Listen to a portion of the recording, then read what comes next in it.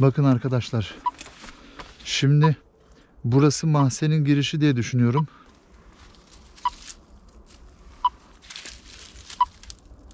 Şurada yakalıyor arkadaşlar. Tam alan taramanın döndüğü yerde burada bir kızıl renk alıyorum. Şu üçgen mahzenin kapak taşının olduğu yer. Şu önündeki yuvarlak, buradaki yuvarlak arkadaşlar mahzen girişinde karşımıza çıkacak malzeme. Bu çizgi de kapak taşından sonra içeri gidiş diyor.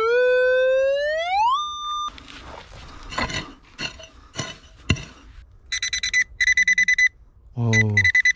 Arkadaşlar bakar mısınız? Çok büyük bir malzeme görünüyor burada.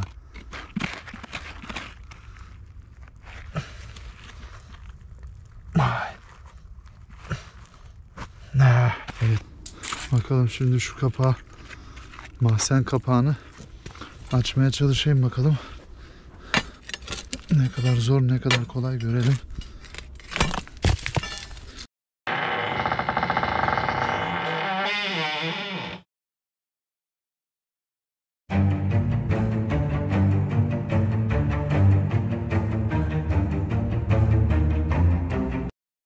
Merhaba arkadaşlar. Define Avcısı kanalı o çok beklenen, çok merak edilen mahzeni açmak için geldi bugün. Şimdi burada cihazda bir ön inceleme yaptım. Burada bir mahzen, bir de mahzen girişinde bir malzeme görünüyor. Bunların tespitini şimdi sizle de beraber yapalım. Şimdi arkadaşlar bakın şu tarafta, şu bölgede yukarıda, yani bayağı bir yukarıda, yaklaşık bir 7-8 adet videom oldu. Oradaki videolarımı izlemişsinizdir sanırım. Şimdi bugün buraya, bu mahzenin olduğu yere indim. Alan taramayla ta yukarıdan böyle ağaçların aralarından buraya kadar geldim. Çekim yapmadım aralarda çünkü çok sıkıntılı yerlerden geçtim. Hep böyle ağaçlar çok sık, böyle yürümek için yer bile yoktu. Burada küçük bir alan buldum şimdi ve burada da mahzen diye tahmin ettiğim yer. Artık açacağız, göreceğiz, bakacağız. Burada görünüyor. Şimdi şurada alan taramayı tekrar bir çalıştırayım. Hep birlikte bakalım arkadaşlar.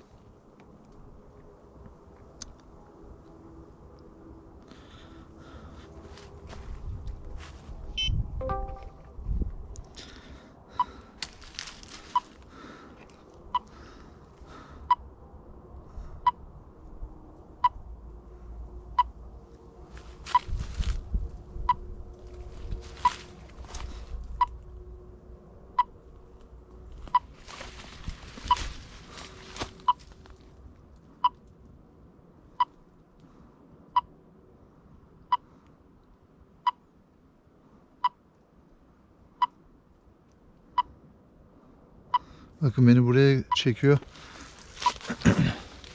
Burada birkaç yerde gizlenmiş defineler var diye düşünüyorum. Çünkü alan tarama burada ilk bu mahzene sabitliyor kendini. Onun haricinde başka yerlere de çekiyor. Burada da çok zor çalışacağım ama bakalım. Göreceğiz ne var ne yok. Bakın arkadaşlar. Şimdi burası mahzenin girişi diye düşünüyorum. Beni buraya çekti. Ama burada girişte bir malzeme daha gösteriyor. Bir de şunu göstereyim size. Bakın.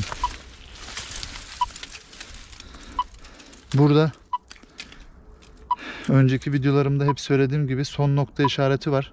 Şurası görünüyordur umarım. Tam şurası. Burada da bir oyma var.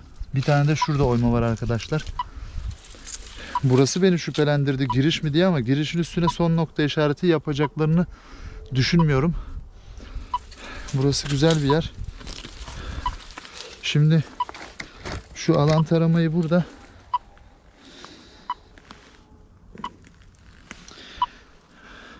her tarafım ağaç yaprakları, dallar, dikenler doldu. Enseme giriyorlar. Çok zor oluyor burada çalışmak. Alan taramada gümüş bakacağım şimdi arkadaşlar burada.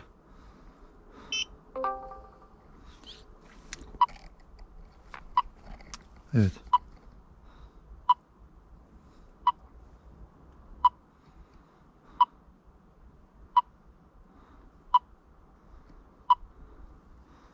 Gümüş de buraya kilitledi.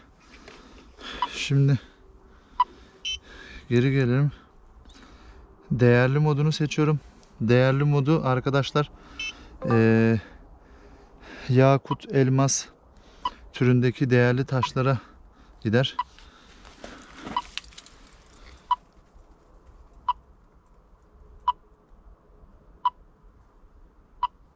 Şu anda tarıyor.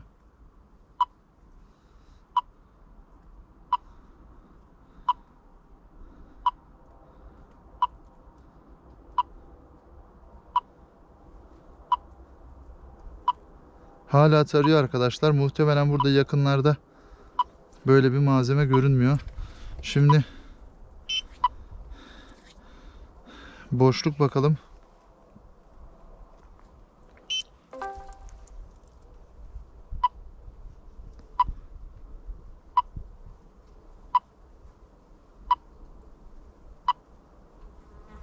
Bakın arkadaşlar, boşluk dediğimde buraya geliyor.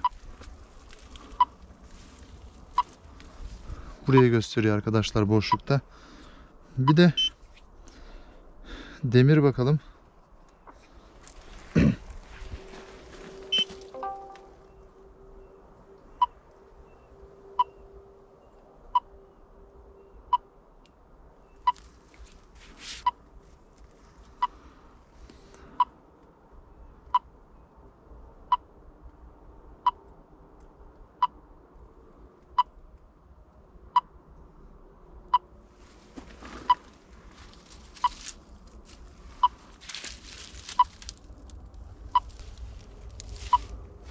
Bakın demiri burada döndürdü.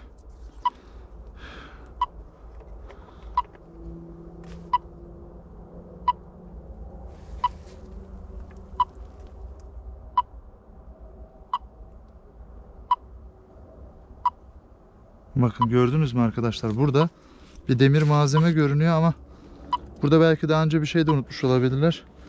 Yine de inceleyeceğim. Şimdi arkadaşlar burası zemin altı görüntüleme modunu kullanmak için, yani toprak altındaki bir odaya veya bir boşluğu, bir malzemeyi cihazla incelemek için uygun bir bölge değil. Çünkü çok fazla ağaç var. Burayı temizlemek gerekir. Komple bu alanı açmak lazım ki en az 4 metreye 6 metre genişliğinde bir alan açmak gerekiyor. Yani yaklaşık 25 metrekare bir alan açmak gerekiyor burada. Ama burada ağaçlara zarar vermek istemiyorum. Sadece kurumuş dalları, ufak tefek önüme gelenleri sadece temizleyeceğim şimdi burada çalışma yaparken. O yüzden ben şimdi burada termo tarama moduna geliyorum arkadaşlar. Termo tarama modunda yakında bulunan malzemeyi, yani toprak altında veya kaya içindeki yakın mesafedeki malzemeleri çok güzel algılıyor. Hele boşlukları hiç kaçırmıyor arkadaşlar. Mesela kaya içindeki boşlukları hiçbir şekilde kaçırmıyor, affetmiyor. Şurada da bir delik varmış içeri doğru giden. Şimdi fark ettim. Neyse. Şimdi toprak ayarı yapalım önce. Arkadaşlar şimdi buraya yakın, bu kaya içinde ve şurada bir malzeme görünüyor.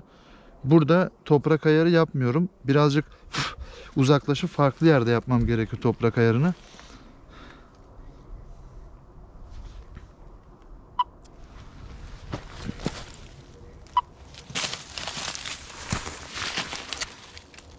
Toprak ayarı tamamlandı. Toprak ayarı 718 verdi. Şimdi arkadaşlar bu civarda birkaç kez toprak ayarı yaptım. 700'ün çok üstünde toprak ayarı veriyor. Yani aşırı mineralli olduğu için buradaki çalışmamda cihazın incelemesinde etkili olabilir. Yani mineral yüksek olursa cihaz sağlıklı çalışmayabilir. O yüzden 700'ün altında bir toprak ayarı yakalamayı çalışmak gerekiyor. Ama buralarda ben bayağı bir inceledim. 700'ün altına inemedim. Yani en düşük 710'lara kadar geldi. Şimdi ben bu şekilde bir deneyeceğim. Bakacağım. Ben şimdi biraz tecrübeli olduğum için bu işte, cihazı da iyice kullanmayı öğrendiğim için az çok dilinden anladığım için Ne var ne yok burada anlarım. Termo tarama diyelim.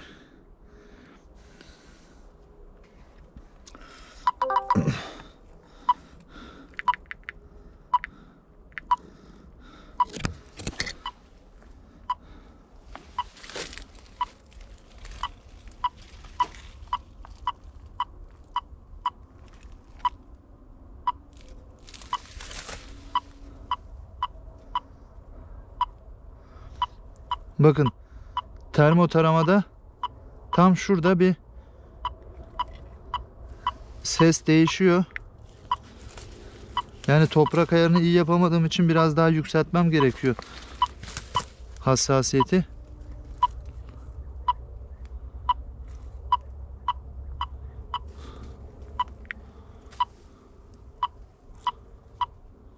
Evet. Şurada yakalıyor arkadaşlar. Tam alan taramanın döndüğü yerde burada bir kızıl renk alıyorum.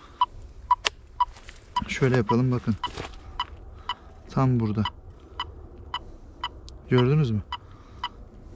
Bakın bu taraflar yeşil.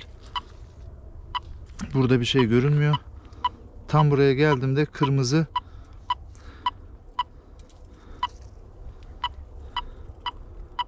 Kırmızı ekranı aldım. 790'lara kadar da çıktı.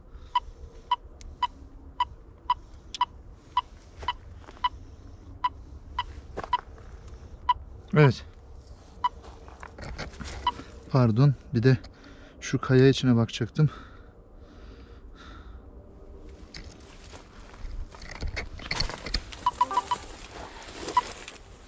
Her taraf ağaç, dal, diken. Çok zor burada çalışmak. Bakalım nasıl işlem yapacağız.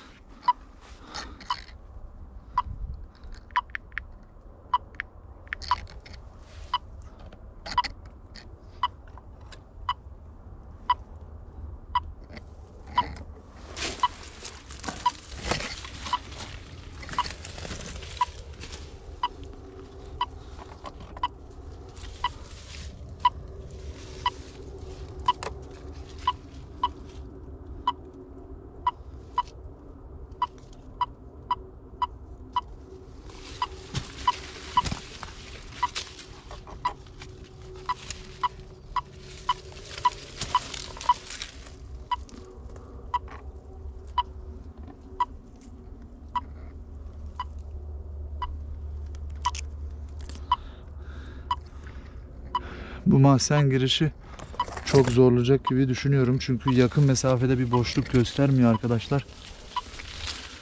Burada bayağı bir kırılıp açılması gereken yer var. Muhtemelen burası güzel bir dolgu yapılmış. Zaten şimdi şu dalları çektiğimde siz de göreceksiniz. Burada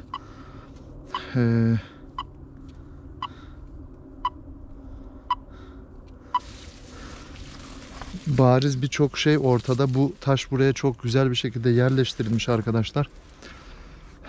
Evet, şimdi fazla vakit kaybetmeden cihazımızı da kapatalım. Fazla vakit kaybetmeden burada bir çalışma yapalım. Bakalım ne olacak, ne bitecek. Hep beraber görelim. Cihazımızı şöyle bırakalım buraya. Şu dalları buradan alırsak eğer,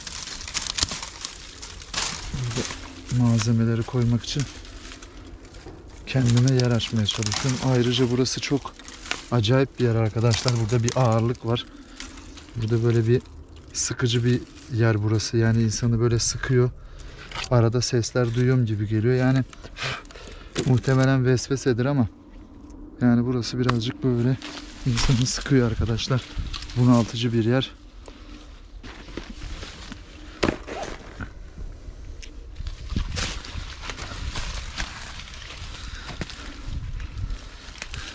Direktörümüzü de şöyle bir alalım. Buraya çok zor ulaştım arkadaşlar. Yani şuraya gelene kadar ne acayip yerlerden geçtim bir bilseniz. Ben şimdi şurayı bir açayım, bu ortamı. Şurada dalları falan kendime çalışmak için bir yer hazırlayayım. Öyle devam edelim. Birazdan görüşürüz bakalım.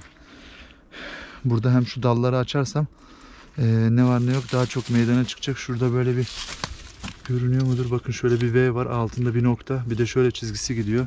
Şurada da bir üçgen gibi. Burayı da bir ıslatıp fotoğraflamaya çalışacağım bakalım. Evet arkadaşlar, şimdi burası mahzen girişi olarak düşündüğüm yer. Şu şekilde çekeyim. Burada bir malzeme görünüyor arkadaşlar. Tam şu bölgede. Burayı kazacağım önce. Ne var ne yok bakacağım. Şurada şöyle bir işaret var arkadaşlar. Bakın. Burada böyle ters üçgen var. Burada böyle bir çizgi var. Şurada da bir daire var arkadaşlar. Gayet belirgin. Burada her zamanki gibi son nokta işareti ve şurada bir iki tane bu tarafta oymalar var. İçeri doğru giriyor. Arkadaşlar şimdi burada biraz durdum, inceledim. Düşündüm ne olur ne biter diye. Bakın buradaki işaretten size bahsedeyim. Anlamını az çok şöyle tahmin ettim. Şu üçgen mahzenin kapak taşının olduğu yer arkadaşlar. Ve üçgen mahzen demek. Ters üçgen neden yapmışlar onu tam anlayamadım ama şu önündeki yuvarlak, buradaki yuvarlak arkadaşlar mahzen girişinde karşımıza çıkacak malzeme, neyse artık. Muhtemelen şurada gömülü olan malzeme arkadaşlar. Bu çizgi de kapak taşından sonra içeri gidiş diyor ama şurasına bir işaret koymamışlar arkadaşlar. Şu bölge boş durduğu için muhtemelen çok güzel bir dolgu yapılmış. Buranın girişi, mahzene giriş çok zor olacak gibi düşünüyorum ama bakacağız bakalım. Sonuca ulaşabilirsek hep beraber izleriz arkadaşlar. İşaretle ilgili de fikirlerim bunlardı. Onları da size belirteyim dedim. Evet arkadaşlar, şimdi burayı bir temizledim, açtım. Mahzen kapağı yanımda arkadaşlar. Çok büyük, zor bir kapı. Şimdi bu videoda çok güzel şeyler izleyeceğinizi tahmin ediyorum arkadaşlar.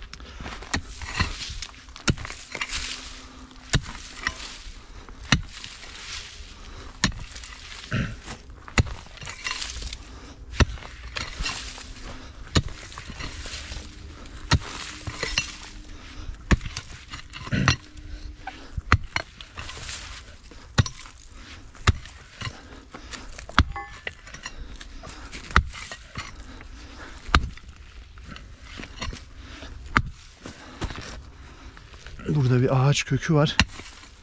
Burası bizi çok zorlayacak herhalde.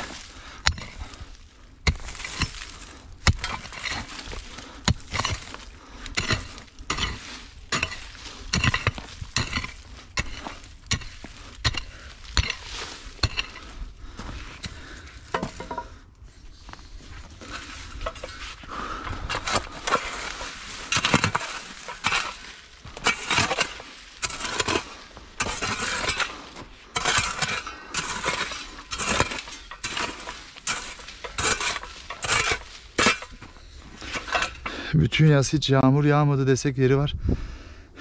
Duman dumana gidiyor, tozdan etraf. Dedektörümüzü şöyle alalım yakınımıza. Burada dursun bakalım. Şöyle.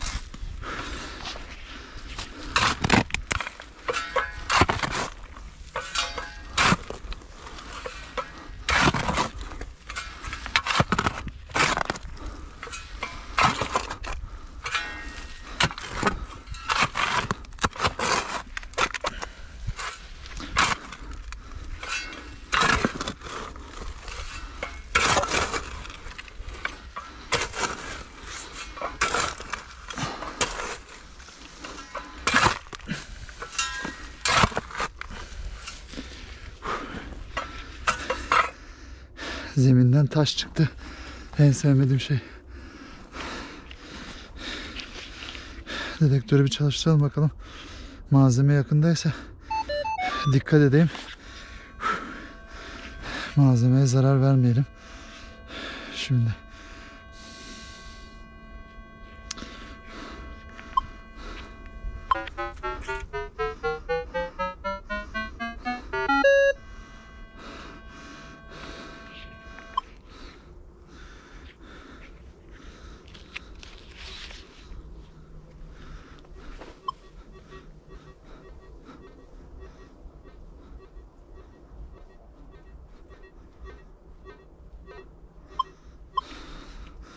Evet. Toprak ayarını yaptık.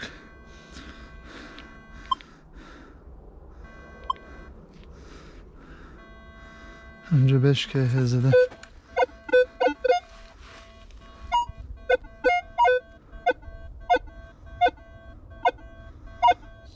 Evet. Çok derine değil herhalde malzeme ama ne olduğunu anlayamadım. Şunu şöyle yapalım.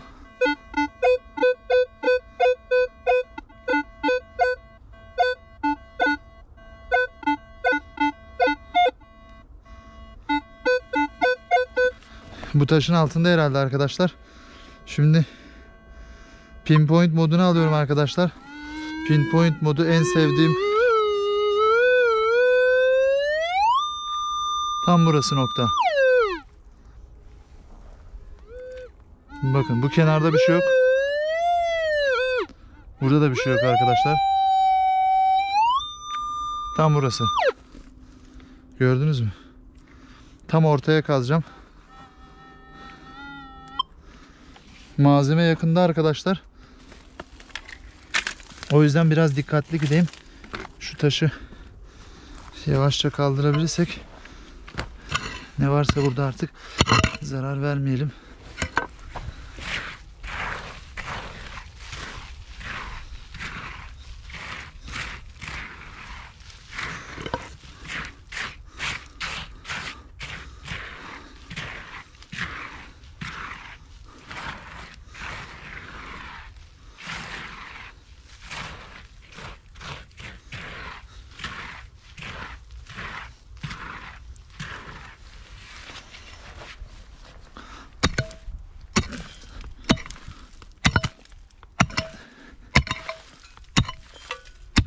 Taşın etrafını önce bir açayım.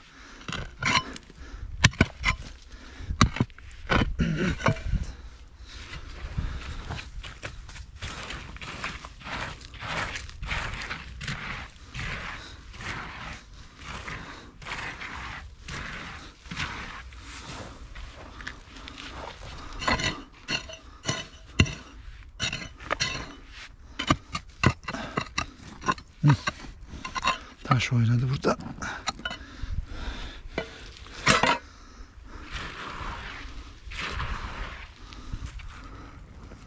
Bakalım ne var altında. Bir şey yok. Nerede?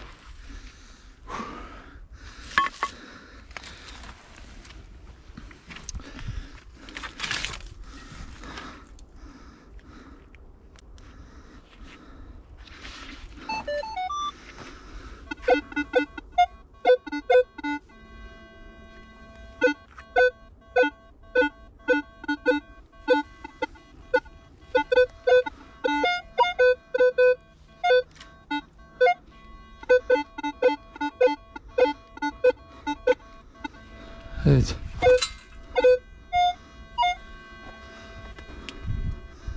Levyelere ötüyormuş. Arkadaşlar buradaki malzemeyi aldıktan sonra şuraya çalışma yapacağım. Burası mahzen girişi. Zor olacak ama bakalım, deneyeceğiz.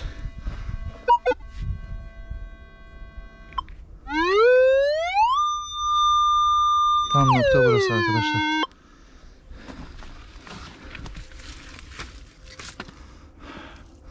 Pointer buradaydı.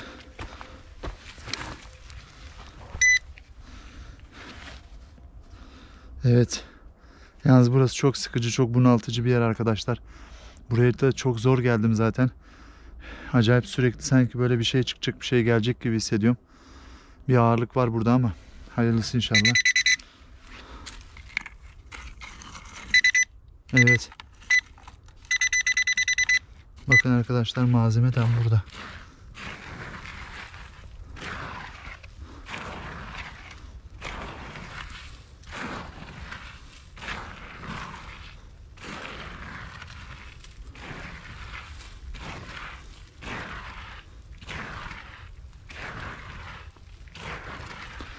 Arkadaşlar bir şey söyleyeceğim. Benim fikrime ne kadar katılırsınız bilmiyorum. Böyle 6 metre 7 metre, çünkü sürekli takipçilerimle diyalogdayım. Sürekli bu mevzularla karşılaşıyorum. 6 metre 7 metre derinlikte malzemelerden bahsediliyor. Arkadaşlar 6 metre 7 metrede bir malzeme olmaz. Geneli 50 santimle 2,5 metre, bilemedin en fazla 3 metre aralığında olur. Yani onlar da 2,5 metre civarında olanlar da genelde mezarlar, lahitler olur arkadaşlar. 3 metrenin üzerindekiler 4 metre, 5 metre, 6 metre, 7 metre, yani böyle derinde olanlar ya yeraltı şehridir arkadaşlar, ya tümülüstür, ya höyüktür. Yani çok nadiren, tamam normal mezarlar olabilir o kadar derinde ama çok nadiren çıkar. Hele ufak tefek malzemeler, kalıntılar genelde 1 metrenin altında olur arkadaşlar. Yani bu 5 metre 6 metre kazılacak alan tarama satıcıları daha çok bunları söylüyor. 5 metrede 6 metre kaz, şu kadar kaz, bu kadar kaz. Onlar cihaz işe yaramadığı meydana çıkmasın diye söylüyorlar. Arkadaşlar 5 metrede 6 metrede nerede malzeme görülmüş?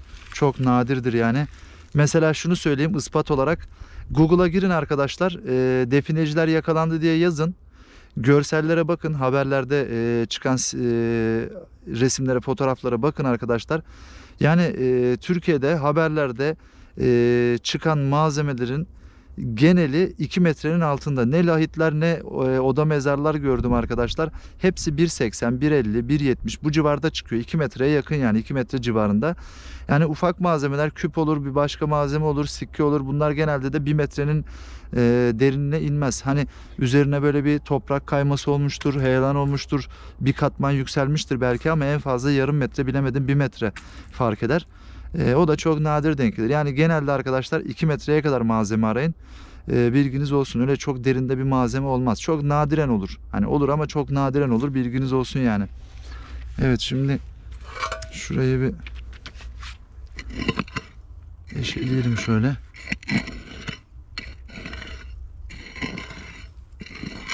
Taşa kadar kolay kazılı da taştan sonrası biraz sert arkadaşlar burası. Aha, malzeme ötüyor ama pointer. Burada büyük bir şey var galiba arkadaşlar. Pointer hemencik algıladı ama daha malzeme meydana çıkmadı.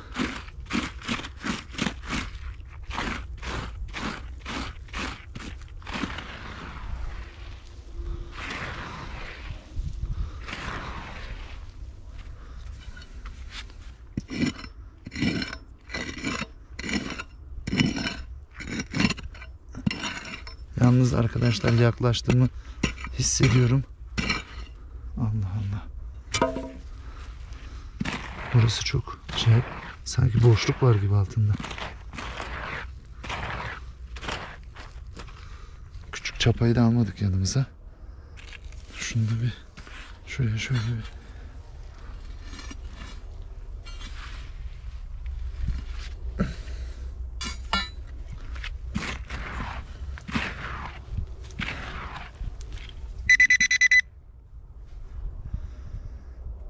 Sürekli bir sesler geliyor sanki ya. Oo. Arkadaşlar bakar mısınız? Çok büyük bir malzeme görünüyor burada. Küp mü var acaba? Bakalım ne çıkacak, çok merak ediyorum.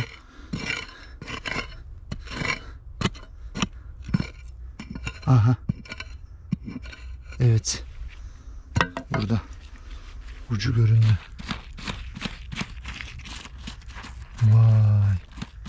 Bu nedir? Bu ne ya?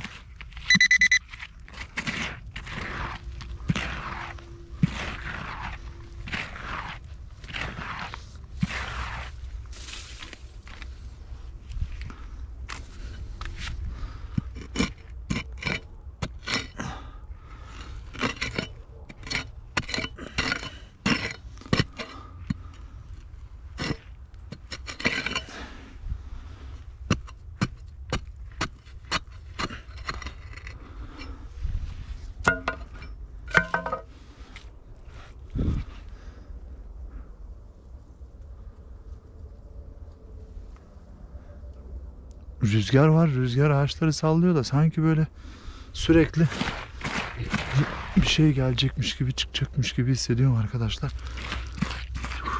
Neyse. Toprağa nasıl yapışmış ya. Çıkmıyor.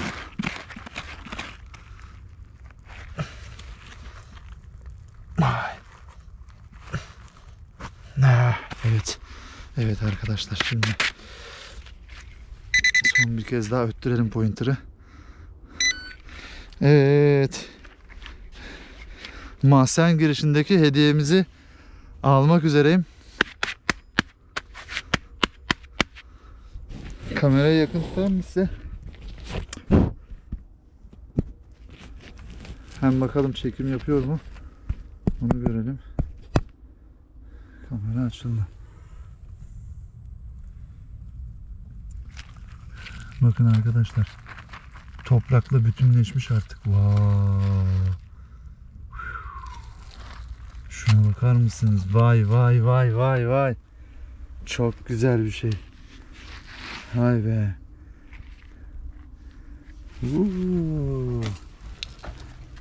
Çok hoşuma gitti. Çok güzel arkadaşlar. Şuna bakar mısınız ya? Vay be. Şimdi ne var acaba?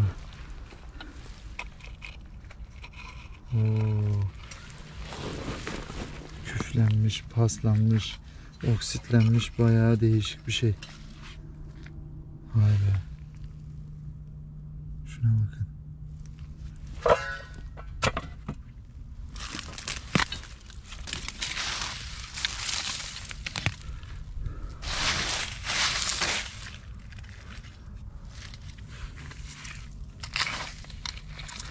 Buyurun, size böyle bir sergileyim bunu arkadaşlar.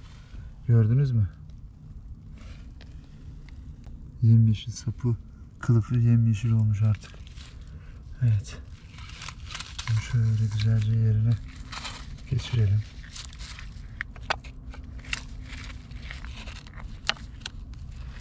Gördünüz mü arkadaşlar? Çok güzel.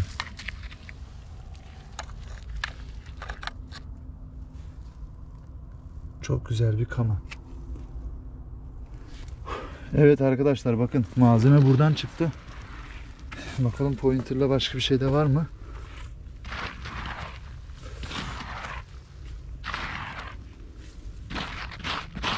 Şöyle bir güzel temizleyin, bakın arkadaşlar, yeri burasıydı.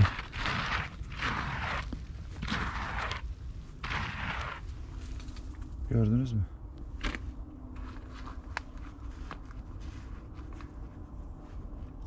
Pointer'ı çıkarayım da bir daha bir bakayım. Başka bir şey var mı?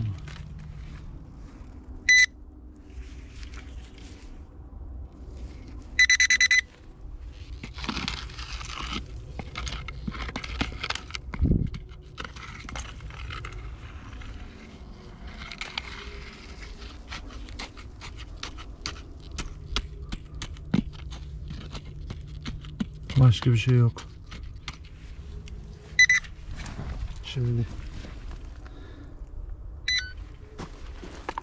dedektörü de bir daha bir çalıştırayım arkadaşlar. Dedektörle de tekrar bakalım.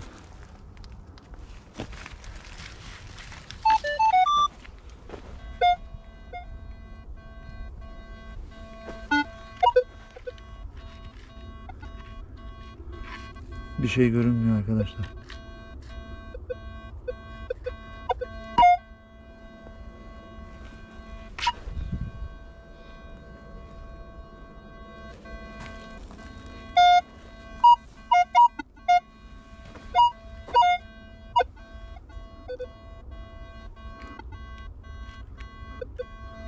Evet arkadaşlar, burası bu kadar. Şimdi şu çıkardığım malzemeyi arkadaşlar, bu çıkardığım malzemeyi çantama koyayım. Şu levyeleri buradan bir çekeyim. Çantamı da bu tarafa geçireceğim. Ondan sonra şu girişi açmaya çalışacağım arkadaşlar. Evet, bakalım bugün buraya yetişirse, buraya açılışı yetişirse arkadaşlar bu videoyu ekleyeceğim. Yetişmezse yarım bırakacağım. Artık daha sonra gelip çalıştığım zaman videonun kalanını da size izletirim arkadaşlar, kısmetse. Ne çıkacak, ne göreceğiz onu da bilmiyorum ama Bakalım hayırlısı. Evet. Hemen şimdi birazcık bir mola vereyim, dinleneyim. Kaldığım yerden devam edeyim. Görüşmek üzere. Evet arkadaşlar, şimdi buraları kendime çalışmak için biraz düzelttim burayı.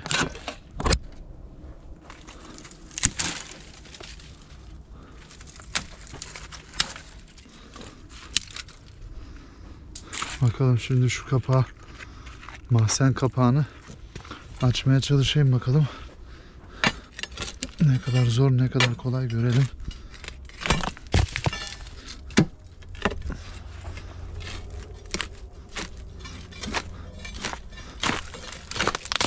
Geliyor. Hop.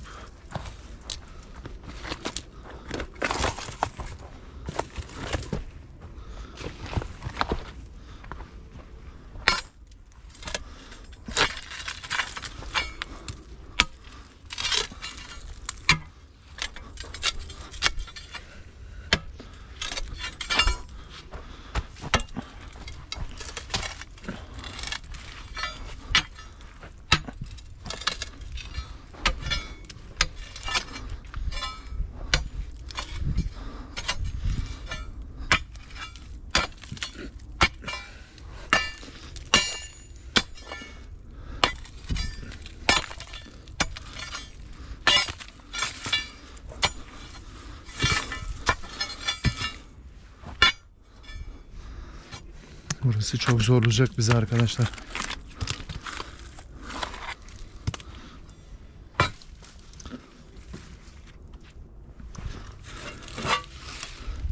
Balyozla bir iki vuralım bakalım.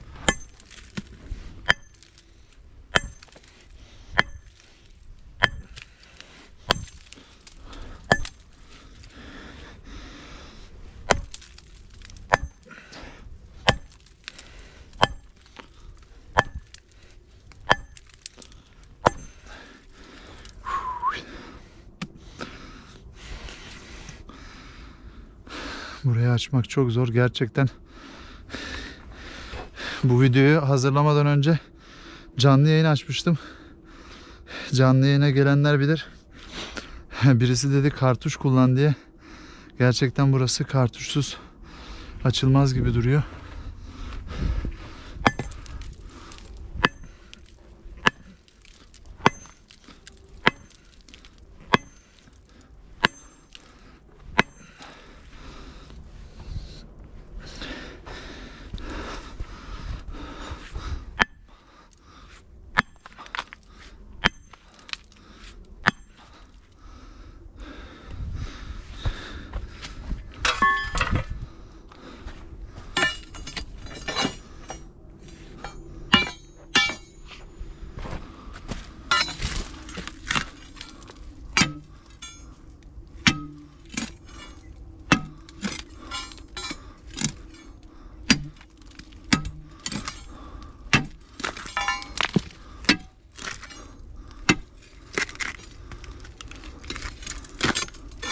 Evet.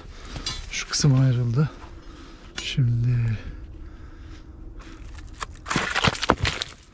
yavaş yavaş açılıyor burası.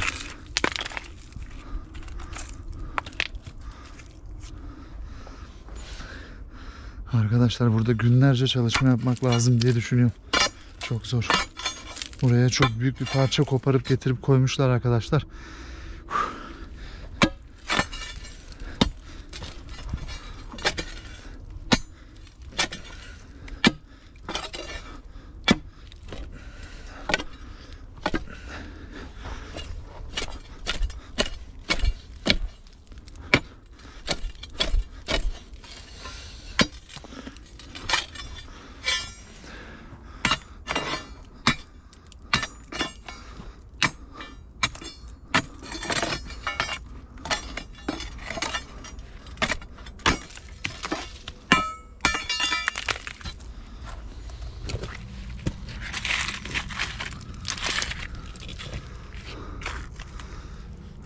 Buranın aslında bir kolay girişi vardır ama şurası da böyle dolgu gibi.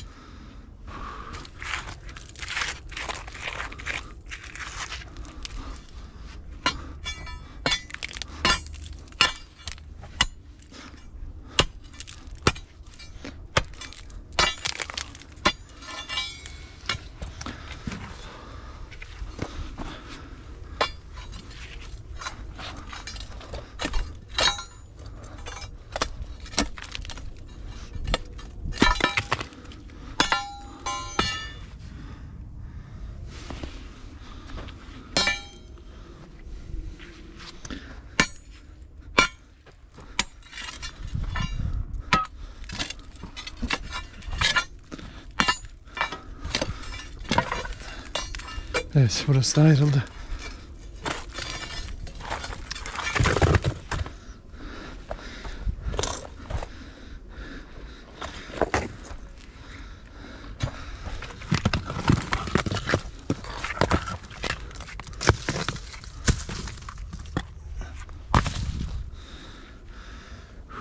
Şimdi şu parçayı almaya çalışayım bir balyozla. Bir iki sefer vurayım bakalım ne olacak.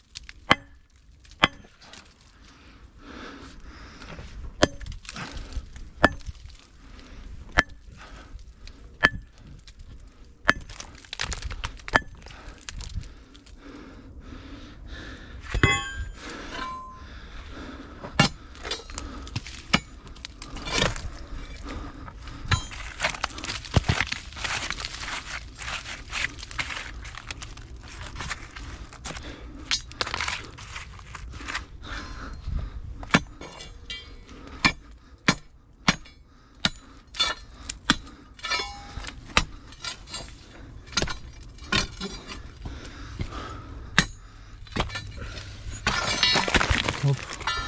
Üzerimize geliyordu az daha.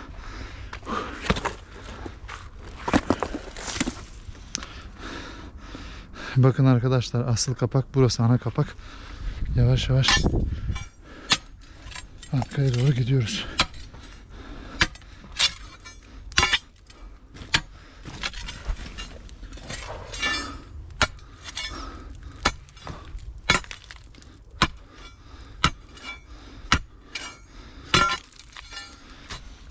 Gördünüz mü arkadaşlar? Bakın arkası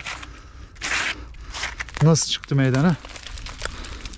Yani o önündeki parçalar buraya yapıştırmaymış. Gayet belli. Şu anda hepten meydana çıktı.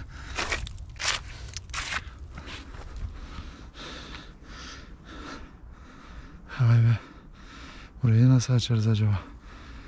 Şimdi muhtemelen arkadaşlar buradan bir şey var ama işaret gibi değil herhalde. Yanlardan böyle ala ala gireceğiz galiba.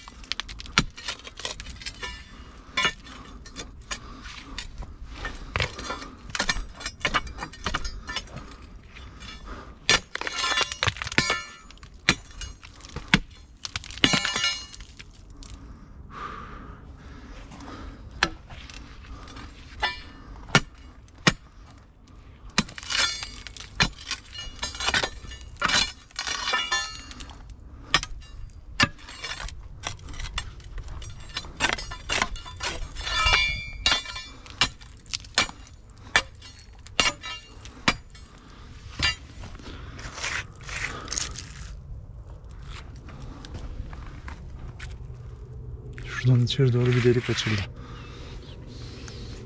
İşaret tam şurada. Şurada işaret.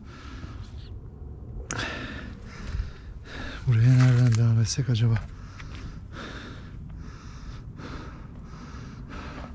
Bakın bunlar buraya sıkıştırılmış. Şu buraya sonradan konmuş. Bunlar falan hep kapatılmış. Şurada da horasanlar belli. Ama burayı nasıl açacağız bakalım.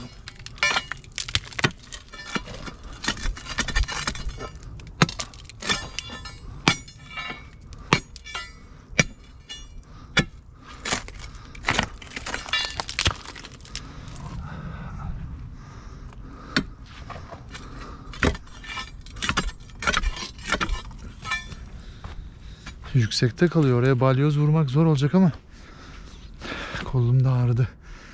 Bir deneyelim bakalım.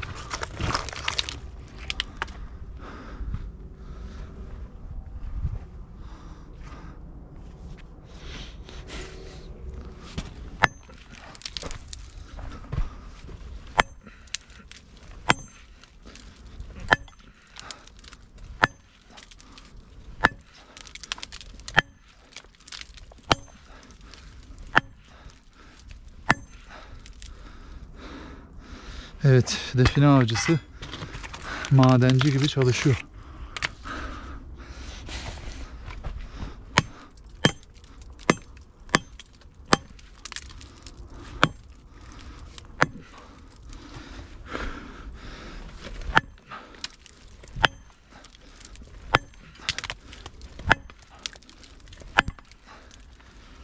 Yüksekte olduğu için vurunca arkadaşlar yüzüme küçük taşlar sıçrıyor.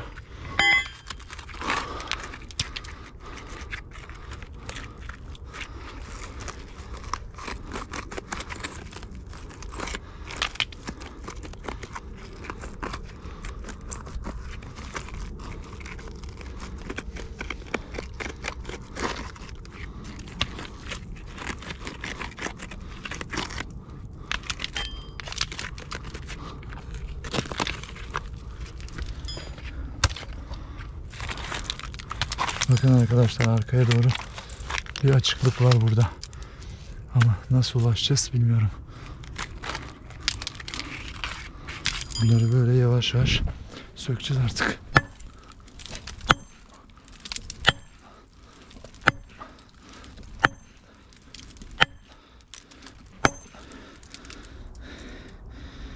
Siyah bir şey düştü. Göremedim ne oldu.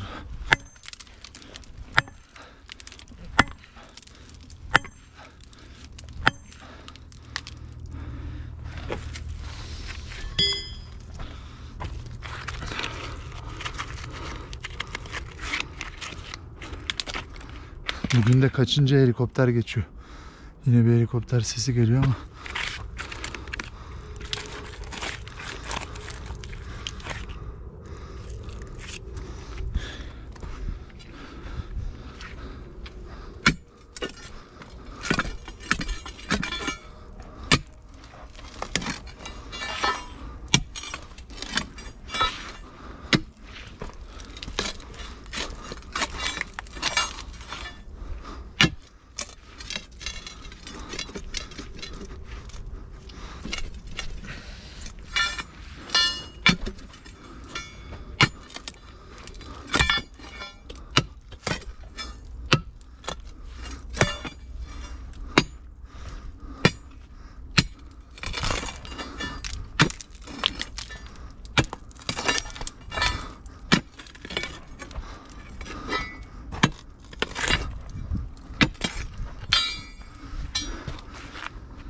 Şu iki parçayı buradan çıkarabilirsem en azından bir şey görünecek gibi görünüyor.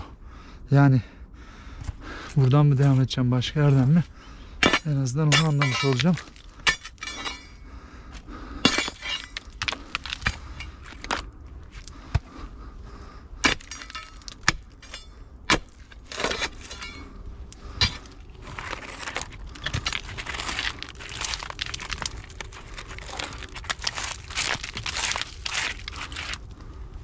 Arkaya doğru delik açıldı buradan. Belki burada da bir kasa, bir cep olabilir. Buraya dedektörü tutmadım ama.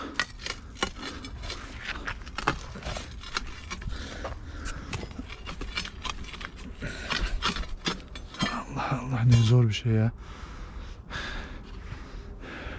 Bakın arkadaşlar, bu bunu tutuyor. Bu da bunu tutuyor. Üçü de buraya kilit yapılmış. Biraz daha balyozla kırmaya çalışayım bakalım.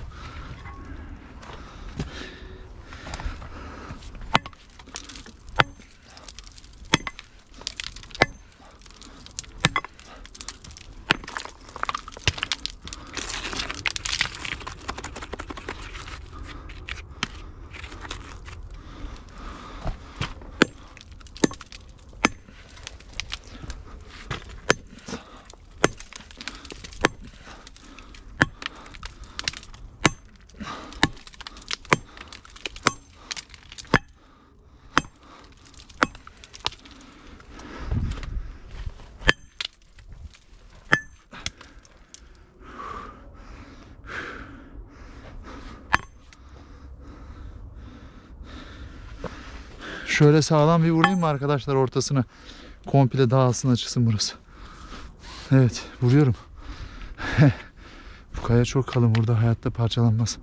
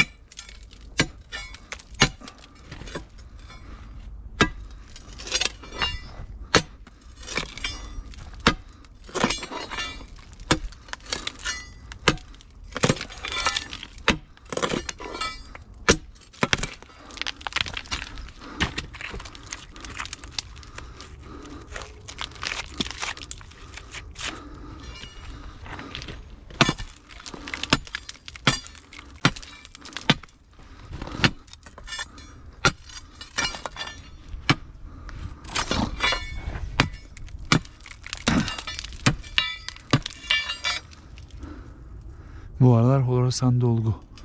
Evet.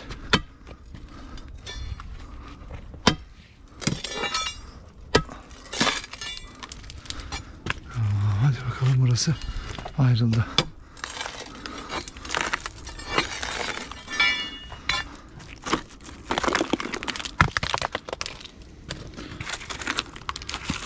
Yalnız arkadaşlar sol kolum artık bitmek üzere. Takatim kalmadı. Levye ağır ve havaya kaldırıp çalıştığım için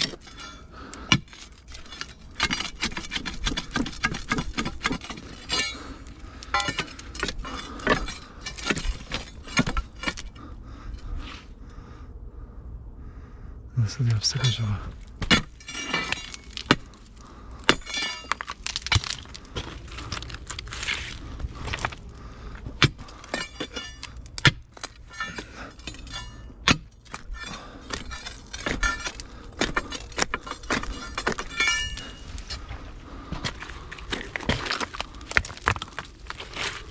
Hop. Arkaya doğru delikler açılıyor arkadaşlar. Yavaş yavaş. Bunun kolay yolu herhalde üst kısmı. İnşallah tuzaklı değildir.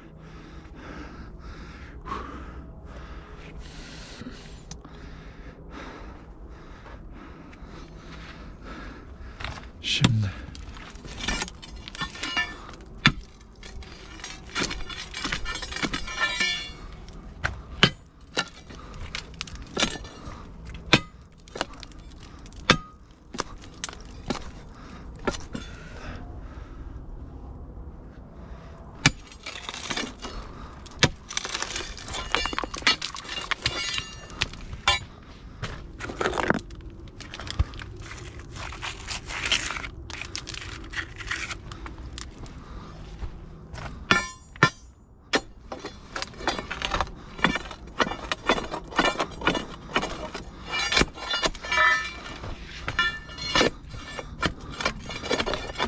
arkadaşlar levye şu anda en az 20-25 santim içine gidiyor.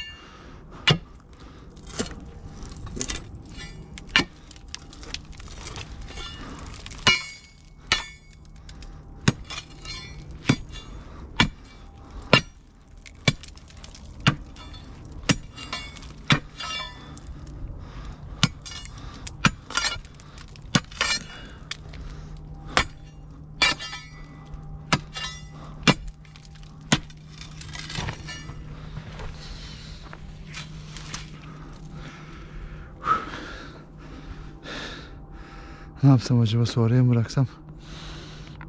Çok yordu. Ben de hiç işimi yarım bırakmayı sevmiyorum arkadaşlar. O yüzden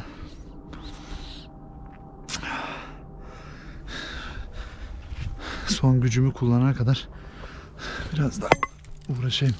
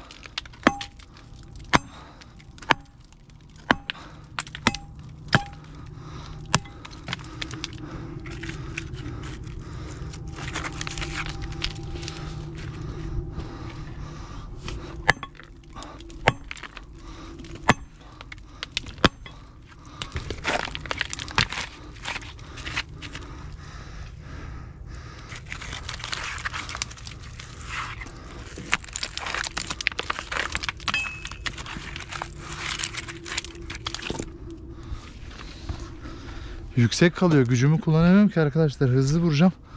Olmuyor. Evet.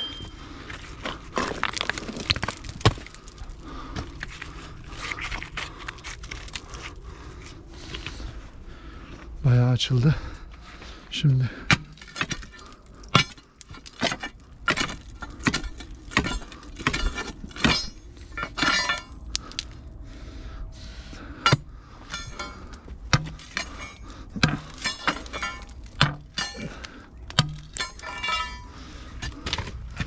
bu üçgen taş burada Horasan gibi tuz buz oldu.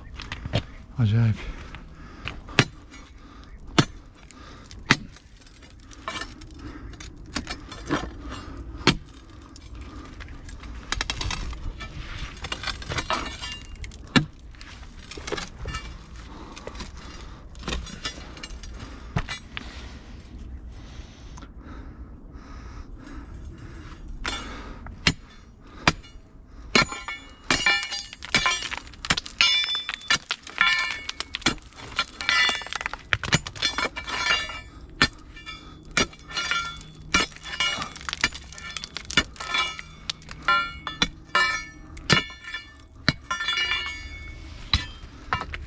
Şu deliğin nereye kadar gittiğini görebilseydik en azından, hani yakında son buluyorsa yarım bırakacağım ama şimdi arkaya doğru devam ediyorsa çalışma yapmak istiyorum. Gücüm de kalmadı. Nasıl yapayım bilmiyorum.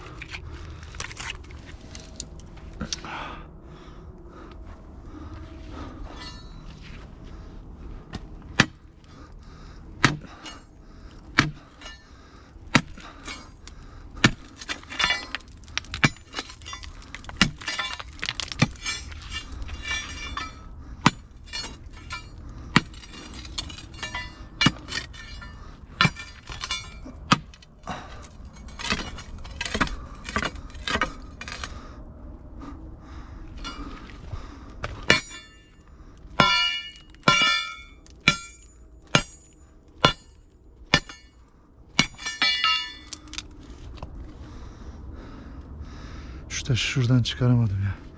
İş daha da zorlaştı. Nasıl yapsak?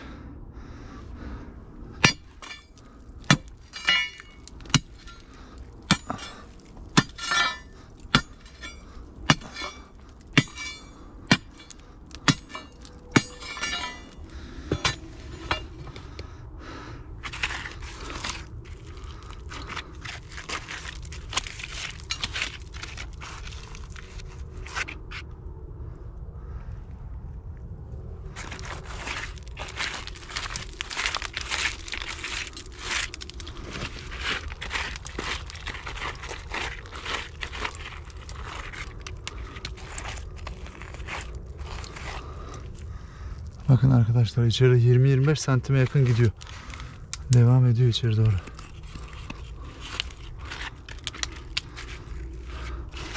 Gerçekten buraya kartuş kullanmak lazım herhalde. Ama o işler de riskli işler. Ben sevmiyorum.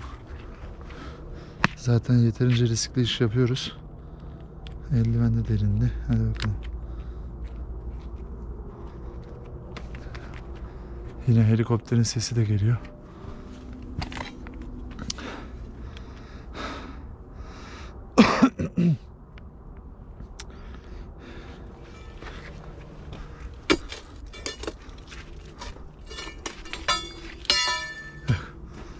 Evet arkadaşlar. Şu anda burada yarım bırakacağım. Hem yoruldum. Çünkü sol kolum artık kalkmıyor havaya. Balyozu sallamak kolay değil. Buraya daha sonra gelip devam edeceğim. Bugünlük çalışma bu kadar olsun. Görüşmek üzere. Bu videonun devamını bekleyin arkadaşlar. Er geç gelecek. Haberiniz olsun.